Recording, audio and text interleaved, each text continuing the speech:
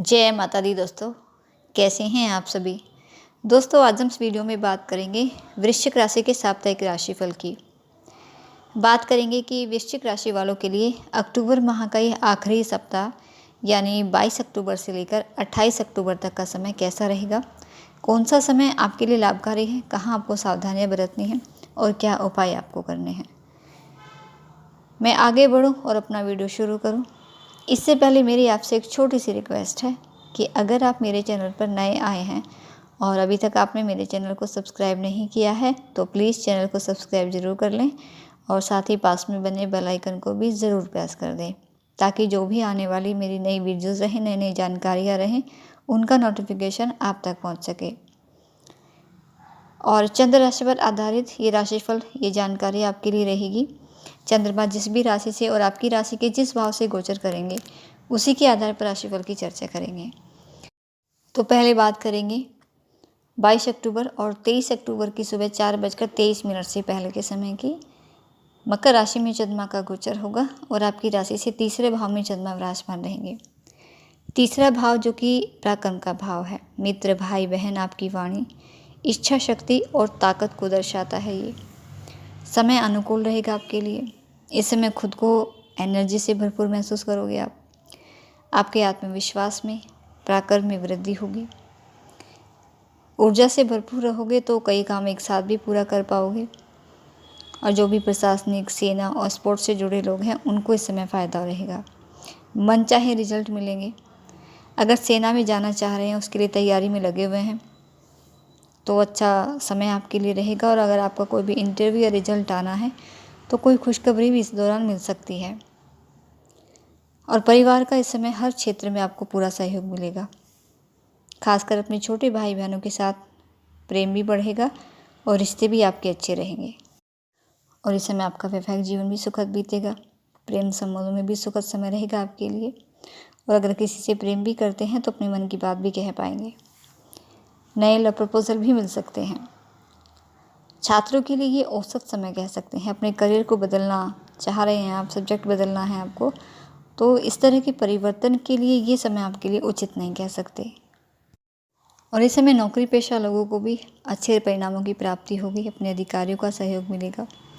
और जो नई नौकरी के लिए प्रयास कर रहे हैं, नई नौकरी मिल सकती है। या फिर सैलरी इंक्रीमेंट आप चाहते हैं तो आपकी मनोकामना इस समय ज़रूर पूरी हो सकती है। छोटी और लाभप्रद यात्राएं भी इस समय होंगी। धन की स्थिति भी अच्छी रहेगी। कहीं आपका पैसा फंसा है, रुका हुआ है, कर्ज पर आपने दिया है तो वो भी आपको इस समय वापस मिल सकता है। और सेहत की ओर से भी इस समय खुश रहेंगे आप। सेहत संबंधी परेशानी आपकी समाप्त होगी।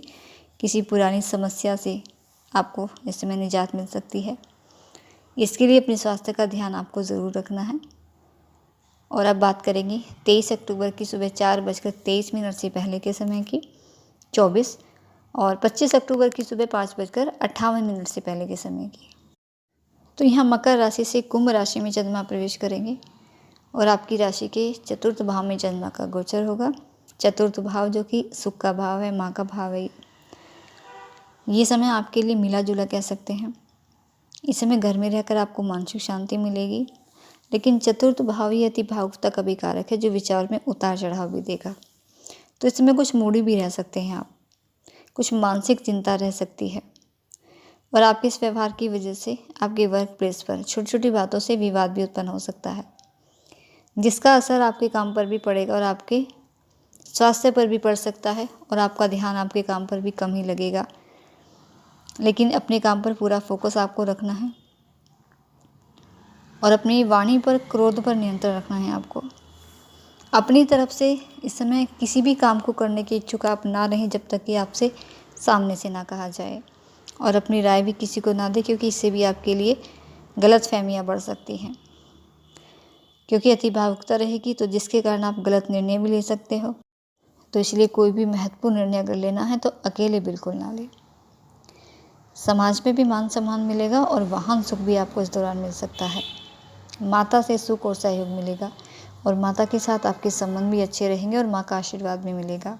और माँ के सहयोग से, उनके आशीर्वाद से इस समय आपकी कोई समस्या भी हल हो सकती है। पैतृक संपत्ति का विवाद चल रहा है तो वो हल हो सकता है। कोई भी संपत्ति का विवाद चल रहा है तो माँ के सहयोग से, उनके आशीर्वाद से वो भी आपका हल होगा। यात्राओं के इस समय भी योग है आपके लिए, लेकिन यात्राओं में आपको सावधानी बरतनी है। वाहन चलाते समय सावधानी बरतें, क्योंकि इस समय लापरवाही के कारण मुश्किलें रह सकती हैं। और इस समय आप खुद अपनी सेहत की ओर से तो खुश रहेंगे, लेकिन माताजी की सेहत इस समय खराब हो सकती है, उनकी सेहत का ख्याल आपको रखना है। और अगर बिजनेस पार्टनर के साथ करते हैं तो अपने बिजनेस पार्टनर के साथ वाद विवाद से आपको बचना है। अपने क्रोध पर, वाणी पर इस समय आपको खासकर नियंत्रण रखना है। तो ये सावधानी आपको छोटी छोटी समय ज़रूर बरतनी है, बाकी समय आपके लिए अनुकूल है। और अब बात करेंगे 25 अक्टूबर की सुबह 5:28 के बाद के समय की, 26 और 27 अक्टूबर की सुबह 7:31 से पहले के समय की। कुंभ राशि से मीन राशि में चंद्रमा आ जाएंगे और आपकी राशि के पंचम भाव में चंद्रमा का गोचर होगा। और 5वां घर ये संतान का घर है, शिक्षा, मनोरंजन का, प्रेम संबंधों का कारक है। बहुत ही शुभ स्थिति है आपके लिए बनेगी। इस समय आपका मन बहुत ही खुश रहेगा, आप खुद बहुत ज़्यादा खुश मिजाज रहोगे। इस समय माता पिता को बच्चों से खुशी मिलेगी, उनकी जो लेकर उनके करियर या सेहत को लेकर कोई चिंता थी, वो चिंता इस समय दूर होगी। छात्रों के लिए सबसे शानदार स्थिति बनेगी यहाँ, पढ़ाई में भी मन लगेगा और शिक्षा का भी महत्व इस समय समझ में आएगा। कोई भी रिजल्ट इस समय आना है, जॉब के लिए अप्लाई करना है तो आपकी मनोकामना इस समय पूरी हो सकती है। मौज मस्ती में इस समय को आप व्यतीत करोगे, बुद्धिमान भी रहोगे, साहसी भी रहोगे और निडर रहोगे, जिससे कि अच्छे निर्णय भी आप ले पाओगे। शिक्षा के क्षेत्र से आप जुड़े हैं, एजुकेशन, इंस्टीट्यूट, स्पोर्ट्स या फिर मनोरंजन के क्षेत्र से जुड़े हैं आप, शेयर मार्केट के क्षेत्र से जुड़े हैं, तो ये समय आपके लिए कोई बड़ी खुशखबरी का रहेगा। निवेश करने से भी इस समय दुगना फ़ायदा आपको मिल सकता है। आप लोन के लिए अप्लाई करते हैं, पैसा उधार में देते हैं या लेते हैं, तो समय अच्छा है आपके लिए।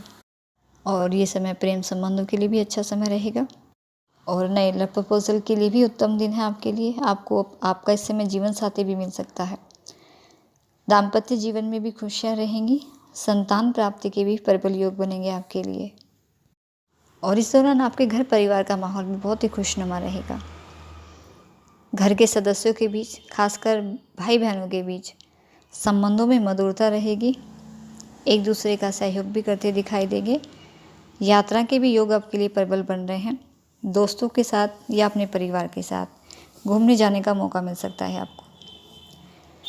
घर में भी कुछ लग्जरी आइटम बढ़ेंगे, अपनी सुख सुविधाओं पर भी पैसा खर्च करते आप दिखाई देंगे।